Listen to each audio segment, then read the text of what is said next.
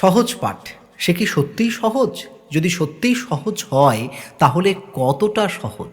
আমি যে রোজ সকাল হলে যাই শহরের দিকে চলে, তমিজ মিয়ার গরুর গাড়ি চড়ে। আমি যে রোজ সকাল হলে যাই শহরের দিকে চলে, তমিজ মিয়ার গরুর গাড়ি চড়ে। আপনি ভাবছেন এই লোকটা কি পাগল হয়ে গেল, হঠাৎ করে গান গাইছে কেন?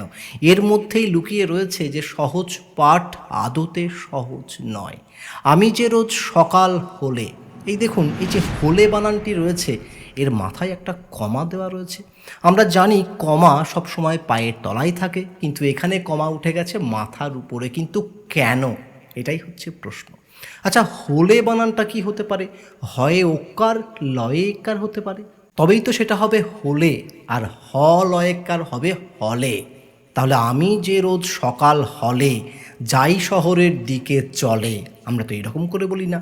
আমরা বলি আমি যে রোজ সকাল হলে, অর্থাৎ হয়ে ওকার লয়ে একার, এখানে রয়েছে হ লয়েকার।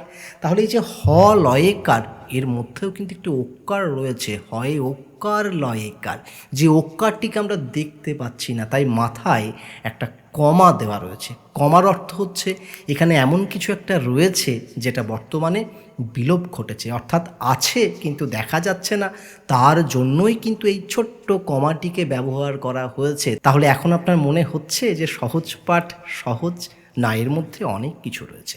তাহলে এই যে চিহ্নটির কথা আমি বলছি, একে বলা হয় ইলেক বা লোপ চিহ্ন, অর্থাৎ হয়ে ওকার লয়েকার হলে, কিন্তু ওই ওকারটি লোপ পেয়ে হ লয়েকার হয়েছে।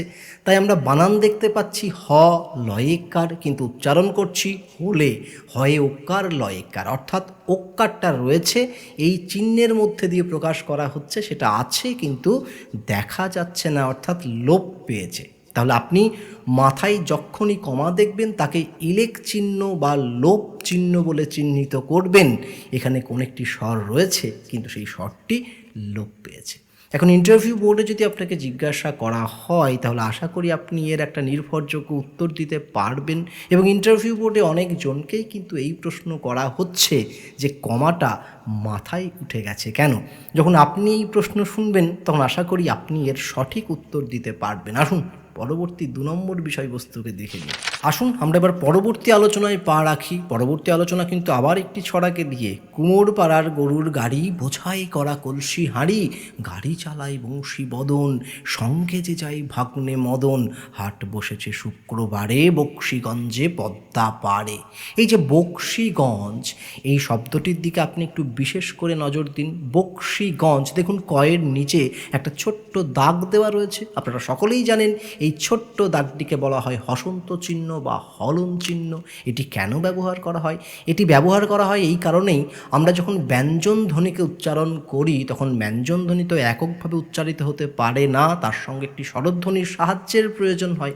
এখন কোনো একটা সময় যদি এমন হয় যে ব্যঞ্জন ধ্বনির মধ্যে সেই স্বরধ্বনিটিকে আমরা উচ্চারণ করছি না, তখন এই হসন্ত বা হলন চিহ্নকে আমরা ব্যবহার করি।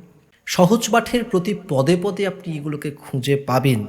ছোটোবেলা থেকেই বাংলা ব্যাকরণ সম্বন্ধে প্রাথমিক ধারণা দেওয়ার জন্য রবি ঠাকুর এটাকে সৃষ্টি করেছিলেন।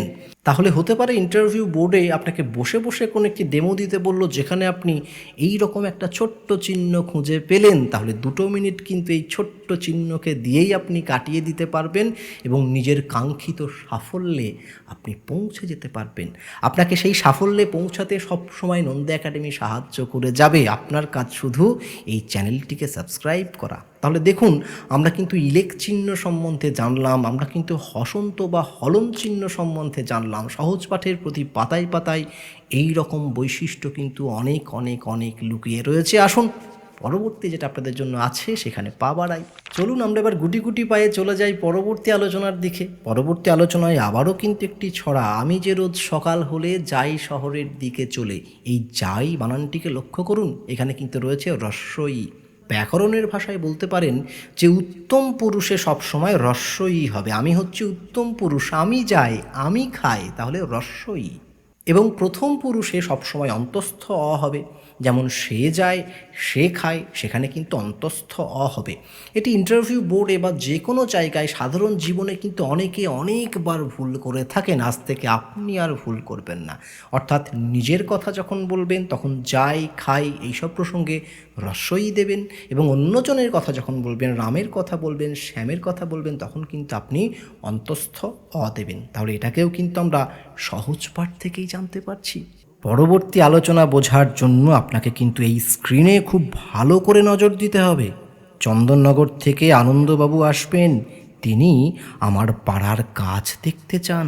দেখো যেন নিন্দা না হয়, দেখো যেন, এই দুটি শব্দকে আপনি যদি খুব ভালো করে লক্ষ্য করেন তাহলে দেখতে পাবেন, দেখো এখানে যে ইকার রয়েছে তার আগে কিন্তু কোনো দাগ নেই, কিন্তু যেন এখানে যে ইকার রয়েছে তার মাথায় কিন্তু ছোট্ট একটু দাগ রয়েছে। এই যে এটা হচ্ছে সেই দাগ।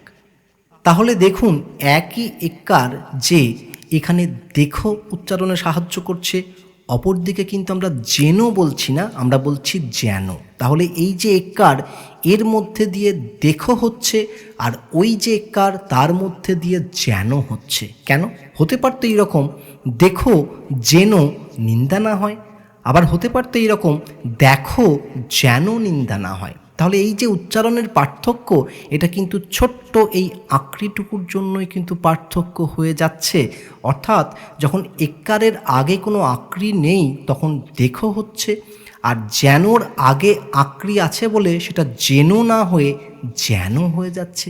অর্থাৎ যেখানে একারের আগে আপনি একটু ছোট্ট দাগ দেখতে পাবেন সেখানে কিন্তু জ ফলার উচ্চারণ হবে। এখন আপনার মনে হচ্ছে এই বিষয়টিকে আমি বানিয়ে বানিয়ে বলছি, একদম না, বানিয়ে বানিয়ে বলছি না। তার প্রমাণ হচ্ছে সহজ পাঠের প্রথম পাতায় আপনি চলে যান, সেখানে কি লেখা রয়েছে? সেখানে লেখা রয়েছে এই বইটিতে কোনো কোনো শব্দের প্রথমে আঁকড়িযুক্ত একার বসিয়ে একটি বিশেষ উচ্চারণ বোঝানো হয়েছে, যেমন দেয়, খেলা, দেখা। অর্থাৎ আমরা বানান লিখছি দয়েকার অন্তস্থ অ, কিন্তু উচ্চারণ করছি দয়ে জফলা আকার অন্তস্থ অ। আমরা বানান লিখছি ক্ষয়ে একার লয়ে আক্কা, অথচ উচ্চারণ করছি ক্ষয়ে জফলা আকার লয় আকার। অর্থাৎ যখন আপনি শুধুমাত্র একারকে দেখতে পাবেন তার উচ্চারণ এ হবে, কিন্তু যখন আঁকড়িযুক্ত একার দেখতে পাবেন তখন তার উচ্চারণ জ ফলার মতো হবে। তার জন্যই দয়েকার ক্ষয়কার এটা দেখো হচ্ছে, দেখো হচ্ছে না, জ ফলার উচ্চারণ হবে না, কারণ এখানে কোনো আঁকড়ি দেওয়া নেই। অপরপক্ষে অন্তস্থ জয়েকার দন্তন্য যেন হচ্ছে, যেন হচ্ছে না, কারণ এই যে অন্তস্থয়ে এক্কা তার আগে আঁকড়ি রয়েছে বলে এটা জ ফলার মতো উচ্চারণ হচ্ছে। আপনি কি এর আগে কোনো দিন লক্ষ্য করেছিলেন এই বিষয়গুলি? আমি কিন্তু করিনি, যতদিন না পর্যন্ত সহজ পাঠকে খুঁটিয়ে খুঁটিয়ে পড়েছি। আজকের এই ভিডিওটি কেমন লাগলো? আশা করি ভালো লেগেছে। যদি ভালো লাগে তাহলে অবশ্যই কিন্তু লাইক দিতে ভুলবেন না, এবং ভিডিওটিকে আপনার বন্ধু বান্ধব আত্মীয় স্বজনের কাছে শেয়ার করে দেবেন, যাতে এই তথ্যগুলি তারাও জানতে পারে। তাহলে দেখা হচ্ছে অন্য কোনো এক ভিডিওতে, অন্য কোনো এক দিন। ততক্ষণের জন্য আপনার এই বন্ধু বিশ্বদীপ নন্দীকে বিদায় দিন।